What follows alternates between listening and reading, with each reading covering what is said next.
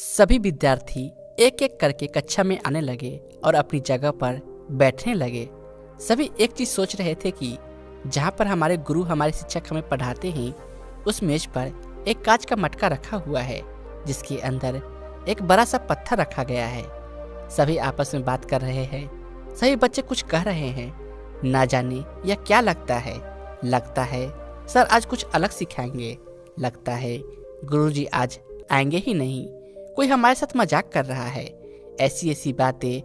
अब सब बच्चे बड़ी ही बेचैनी से अपने गुरु का इंतजार करने लगे कि गुरु आएंगे तो मालूम पड़ेगा कि यहाँ पर क्या हो रहा है और क्या होने वाला है। अब गुरु अपनी कक्षा में आते हैं और सभी बच्चों का चेहरा ध्यान से देखते हैं। सही बच्चे एक प्रश्न लिए बैठे हैं अपने मन के अंदर। उनकी आंखों में यह बात झलक रही थी, आज मैं आपको एक ऐसी सीख दूंगा जो आपके जीवन में आपको एक दिशा प्रदान करेगी, जिससे आपका जीवन सरल और सीधा दिखने लगेगा। सही बच्चे अब और सोचने लगे कि गुरुजी आज ना जाने ऐसा क्या सिखाने वाले हैं। तो गुरु ने कहा, देखो बच्चों, आपको इस कांच के मटके के अंदर क्या दिख रहा है। सही बच्चों ने कहा, गुरुजी एक बड़ा सा पत्थर है जो कांच के मटके के अंदर रखा हुआ है। और गुरुजी ने वापस से कहा, तो क्या यह कांच का मटका भरा हुआ है। सभी बच्चों ने कहा, हाँ यह तो गुरुजी भरा हुआ है। अब गुरुजी ने अपनी जेब से कुछ कंकर निकाले और फिर उस मटके के अंदर डाल दिए। फिर एक रेत की पोटली निकाली और रेत की पोटली में से सारा रेत उस मटके में उड़ेल दिया। अब बच्चों से पूछा, अब बताओ बच्चों, क्या यह मटका पूरी तरीके से भरा हुआ है। अब बच्चों ने कहा, हाँ गुरुजी, अब तो यह पूरी तरीके से भर गया है।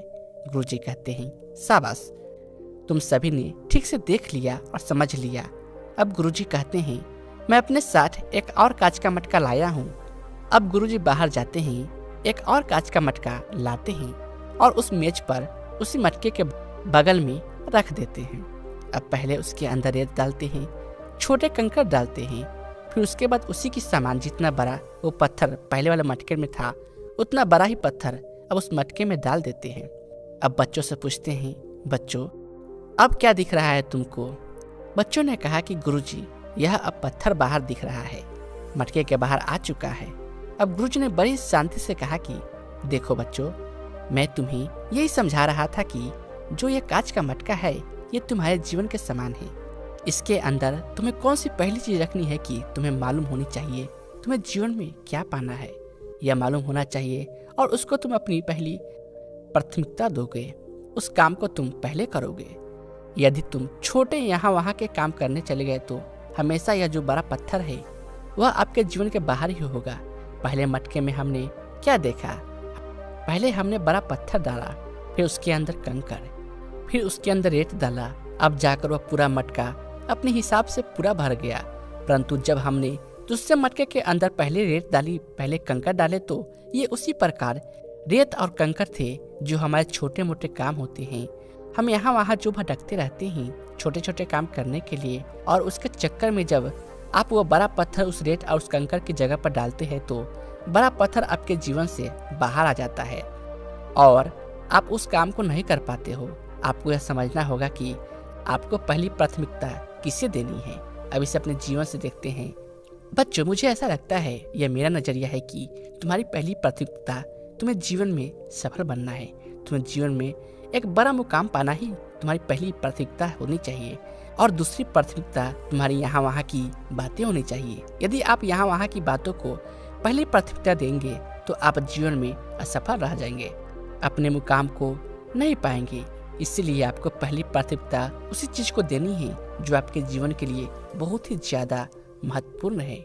यदि आप ऐसा नहीं करेंगे तो हमेशा उस कांच के मटके से पत्थर बाहर ही दिखेगा, आपके जीवन से बाहर ही दिखेगा।